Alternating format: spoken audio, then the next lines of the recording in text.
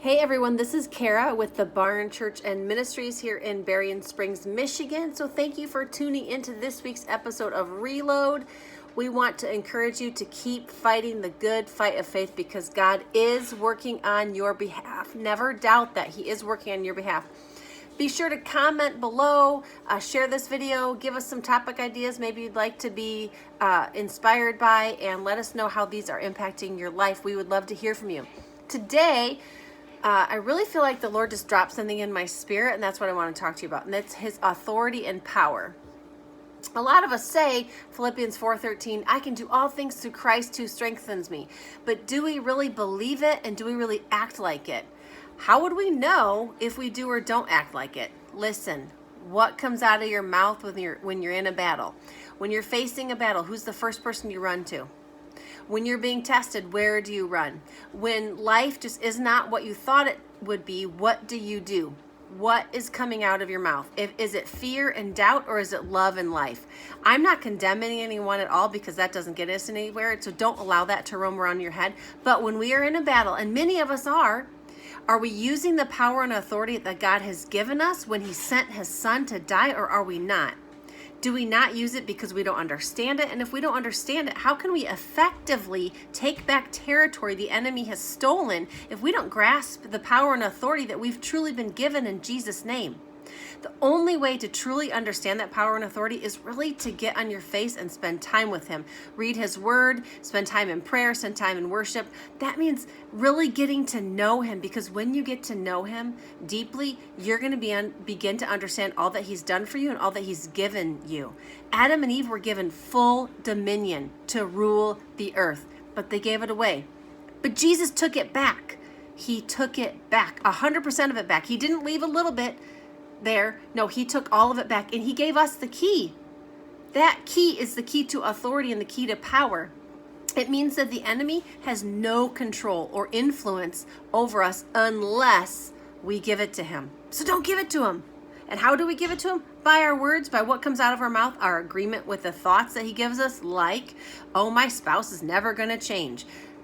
Why would you ever say that out loud? Don't say that out loud. That shows the enemy that his thoughts are winning. So don't say things out loud that really you don't want to be true. You have to begin to use the authority that God gave you, because if you don't, you're just going to keep cycling and cycling, and nobody wants to cycle. When your thoughts are under duress, use your authority to cast them out and choose something else to think about. When life is stressful, run to God and ask for help. Don't complain about it to your friends unless they're the friends that are going to set you on the right path and be truthful with you and tell you, buck up, watch your mouth, and say something different. Here are some other things you should arm yourself with. Jeremiah 29:11. Get that in your heart and spirit. I know the plans God has for me. He plans to prosper me and not to harm me. He plans to give me hope in the future. Memorize that. So when things are not going the way you think they should, start saying that out loud. Don't say the other thoughts out loud.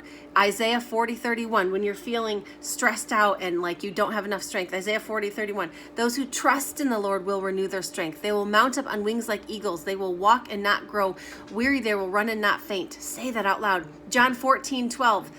Jesus said, I can do everything He did and even greater works.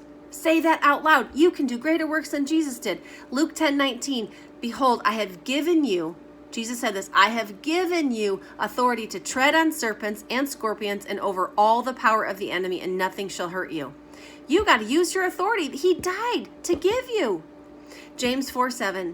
Submit yourselves to God. Resist the devil and he will flee from you. He will flee. It just takes you submitting and resisting. Submitting and resisting. Let that be your cycle instead of the cycle of letting any old thought run out of your mouth, because you're making agreements at that point in time and you're letting the enemy continue to take more and more ground and more territory. And we just don't have time for that. We just don't have time for that. So use your voice for what it is intended for. Use it. Take back the territory the enemy has stolen from your family, your kids, your finances, your job, your business, your community, your region, all of it. Use your authority. It's time to rise up. You have the authority, so do it. And that's what I have for you today. Hope you're feeling encouraged and inspired to change some of your language and start taking back those things that the enemy has stolen, because it is yours to take. Nobody else's. You can find us on Facebook, Instagram, and YouTube at The Barn Ministries, or our website at thebarn.church if you'd like to find out any more information about us. Again, we'd love to hear from you. Comment below, share the video, and we will talk to you next week. Have a great day.